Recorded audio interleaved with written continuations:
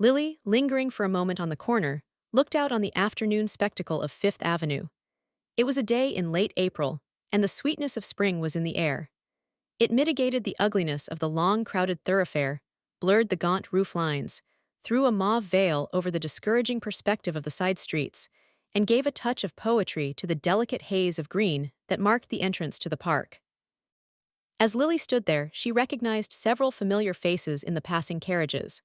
The season was over and its ruling forces had disbanded, but a few still lingered, delaying their departure for Europe or passing through town on their return from the south.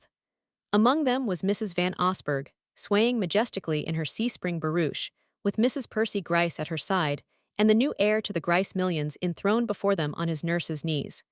They were succeeded by Mrs. Hatch's electric Victoria, in which that lady reclined in the lonely splendor of a spring toilet obviously designed for company, and a moment or two later came Judy Trenner, accompanied by Lady Skiddaw, who had come over for her annual tarpon fishing and a dip into the street. This fleeting glimpse of her past served to emphasize the sense of aimlessness with which Lily at length turned toward home. She had nothing to do for the rest of the day, nor for the days to come, for the season was over in millinery as well as in society, and a week earlier MME. Regina had notified her that her services were no longer required. MME. Regina always reduced her staff on the 1st of May, and Miss Bart's attendance had of late been so irregular, she had so often been unwell, and had done so little work when she came, that it was only as a favor that her dismissal had hitherto been deferred. Lily did not question the justice of the decision. She was conscious of having been forgetful, awkward, and slow to learn. It was bitter to acknowledge her inferiority even to herself, but the fact had been brought home to her that as a breadwinner she could never compete with professional ability. Since she had been brought up to be ornamental, she could hardly blame herself for failing to serve any practical purpose, but the discovery put an end to her consoling sense of universal efficiency. As she turned homeward, her thoughts shrank in anticipation from the fact that there would be nothing to get up for the next morning. The luxury of lying late in bed was a pleasure belonging to the life of ease. It had no part in the utilitarian existence of the boarding house. She liked to leave her room early and to return to it as late as possible, and she was walking slowly now in order to postpone the detested approach to her doorstep. But the doorstep, as she drew near it, acquired a sudden interest from the fact that it was occupied, and indeed filled, by the conspicuous figure of Mr. Rosedale, whose presence seemed to take on an added amplitude from the meanness of his surroundings. The sight stirred Lily with an irresistible sense of triumph. Rosedale, a day or two after their chance meeting, had called to inquire if she had recovered from her indisposition. But since then she had not seen or heard from him, and his absence seemed to betoken a struggle to keep away, to let her pass once more out of his life. If this were the case, his return showed that the struggle had been unsuccessful, for Lily knew he was not the man to waste his time in an ineffectual sentimental dalliance. He was too busy, too practical, and above all too much preoccupied with his own advancement to indulge in such unprofitable asides. In the peacock blue parlor, with its bunches of dried pampas grass and discolored steel engravings of sentimental episodes, he looked about him with unconcealed disgust, laying his hat distrustfully on the dusty console adorned with a Rogers statuette. Lily sat down on one of the plush and rosewood sofas, and he deposited himself in a rocking chair draped with a starched antimacassar which scraped unpleasantly against the pink fold of skin above his collar. "My goodness, you can't go on living here," he exclaimed. Lily smiled at his tone. "I am not sure that I can, but I have gone over my expenses very carefully and I rather think I shall be able to manage it." "Be able to manage it, that's not what I mean. It's no place for you. It's what I mean, for I have been out of work for the last week." Out of work, out of work. What a way for you to talk. The idea of your having to work, it's preposterous." He brought out his sentences in short, violent jerks, as though they were forced up from a deep inner crater of indignation.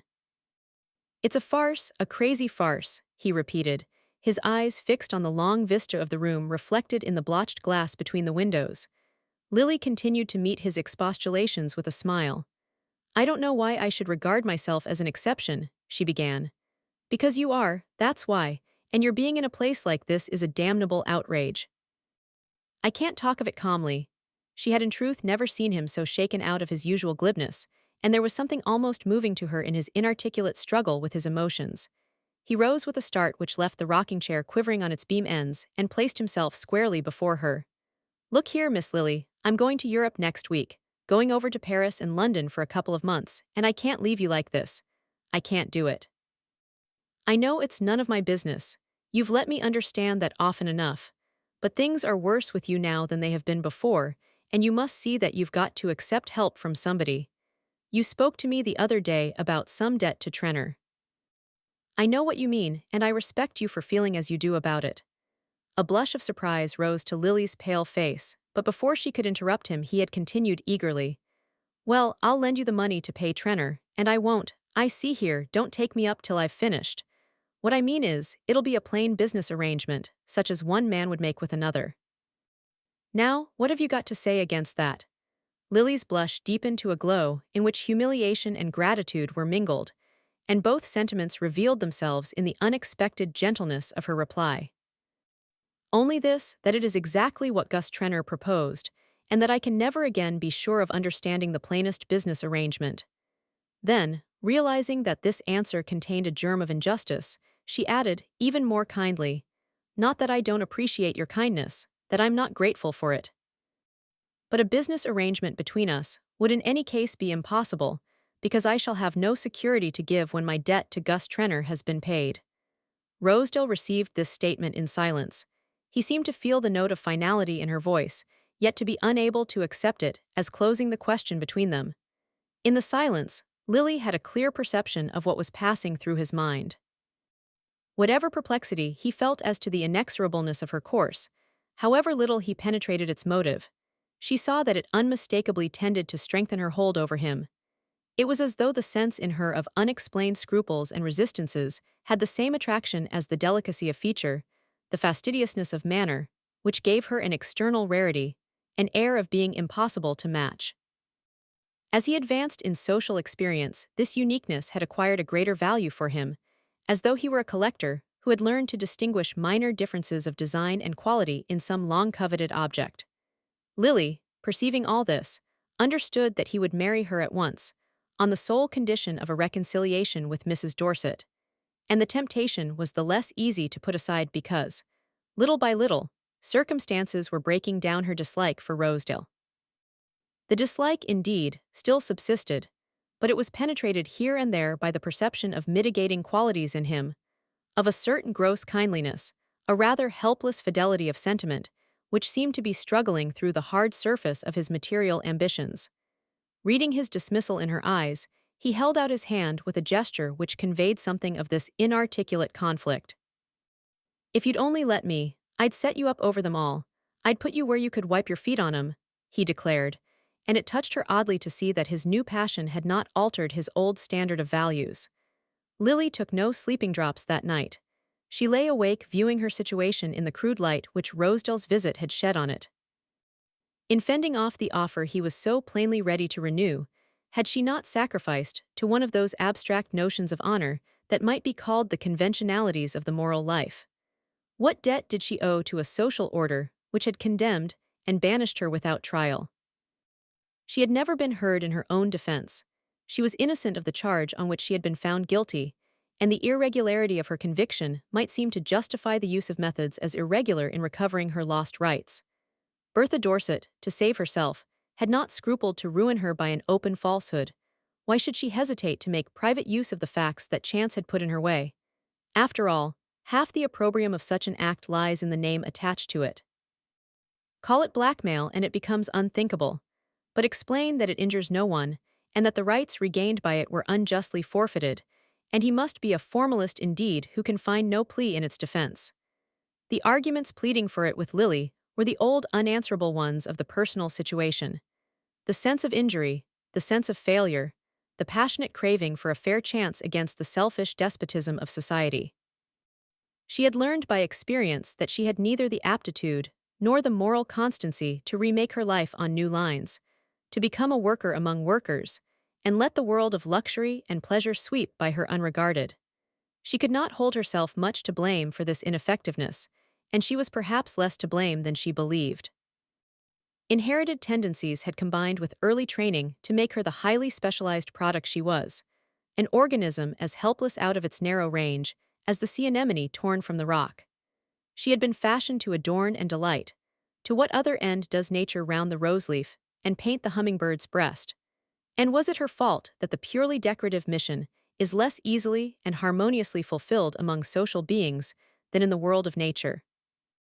That it is apt to be hampered by material necessities or complicated by moral scruples?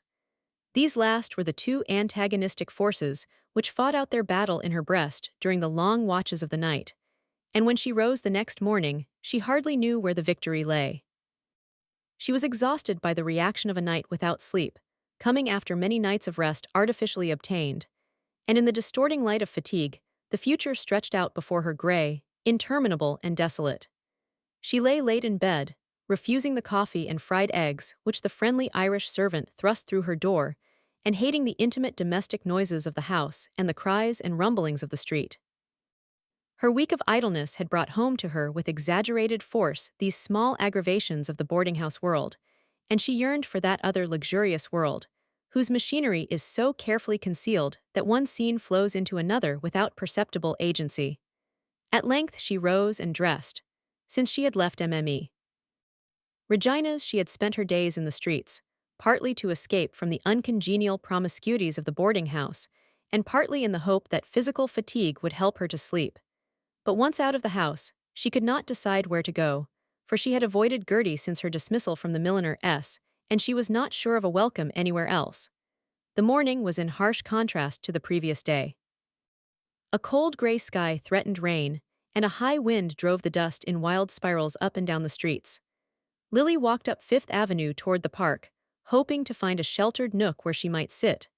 But the wind chilled her, and after an hour's wandering under the tossing boughs, she yielded to her increasing weariness and took refuge in a little restaurant in 59th Street.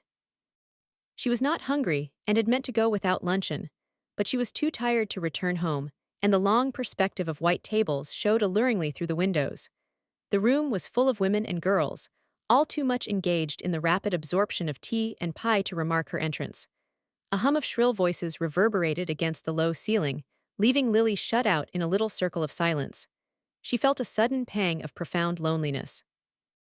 She had lost the sense of time, and it seemed to her as though she had not spoken to anyone for days. Her eyes sought the faces about her, craving a responsive glance, some sign of an intuition of her trouble. But the sallow, preoccupied women, with their bags and notebooks and rolls of music, were all engrossed in their own affairs, and even those who sat by themselves were busy running over proof sheets or devouring magazines between their hurried gulps of tea.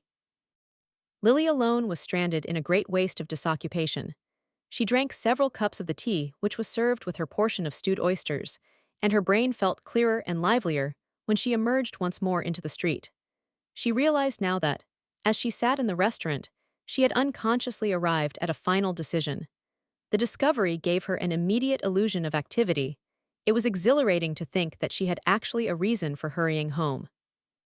To prolong her enjoyment of the sensation, she decided to walk, but the distance was so great that she found herself glancing nervously at the clocks on the way. One of the surprises of her unoccupied state was the discovery that time, when it is left to itself and no definite demands are made on it, cannot be trusted to move at any recognized pace. Usually it loiters, but just when one has come to count upon its slowness, it may suddenly break into a wild, irrational gallop. She found, however, on reaching home, that the hour was still early enough for her to sit down and rest a few minutes before putting her plan into execution. The delay did not perceptibly weaken her resolve. She was frightened, and yet stimulated by the reserved force of resolution which she felt within herself. She saw it was going to be easier, a great deal easier, than she had imagined. At 5 o'clock she rose, unlocked her trunk, and took out a sealed packet which she slipped into the bosom of her dress. Even the contact with the packet did not shake her nerves as she had half expected it would. She seemed encased in a strong armor of indifference, as though the vigorous exertion of her will had finally benumbed her finer sensibilities. She dressed herself once more for the street, locked her door, and went out. When she emerged on the pavement, the day was still high, but a thread of rain darkened the sky and cold gusts shook the signs projecting from the basement shops along the street. She reached Fifth Avenue and began to walk slowly northward. She was sufficiently familiar with Mrs. Dorset's habits to know that she could always be found at home after 5. She might not, indeed, be accessible to visitors, especially to a visitor so unwelcome, and against whom it was quite possible that she had guarded herself by special orders. But Lily had written a note which she meant to send up with her name, and which she thought would secure her admission. She had allowed herself time to walk to Mrs. Dorset's, thinking that the quick movement through the cold evening air would help to steady her nerves, but she really felt no need of being tranquilized. Her survey of the situation remained calm and unwavering. As she reached 50th Street, the clouds broke abruptly, and a rush of cold rain slanted into her face. She had no umbrella, and the moisture quickly penetrated her thin spring dress. She was still half a mile from her destination, and she decided to walk across to Madison Avenue and take the electric car. As she turned into the side street, a vague memory stirred in her. The row of budding trees, the new brick and limestone house fronts, the Georgian flat house with flower boxes on its balconies, were merged together into the setting of a familiar scene. It was down this street that she had walked with Selden, that September day 2 years ago. A few yards ahead was the doorway they had entered together. The recollection loosened a throng of benumbed sensations, longings, regrets, imaginings, the throbbing brood of the only spring her heart had ever known. It was strange to find herself passing his house on such an errand. She seemed suddenly to see her action as he would see it, and the fact of his own connection with it, the fact that to attain her end, she must trade on his name and profit by a secret of his past, chilled her blood with shame. What a long way she had traveled since the day of their first talk together. Even then her feet had been set in the path she was now following, even then she had resisted the hand he had held out. All her resentment of his fancied coldness was swept away in this overwhelming rush of recollection. Twice he had been ready to help her by loving her, as he had said, and if the third time he had seemed to fail her, whom but herself could she accuse? Well, that part of her life was over. She did not know why her thoughts still clung to it. But the sudden longing to see him remained. It grew to hunger as she paused on the pavement opposite his door. The street was dark and empty, swept by the rain. She had a vision of his quiet room, of the bookshelves, and the fire on the hearth. She looked up and saw a light in his window, then she crossed the street and entered the house.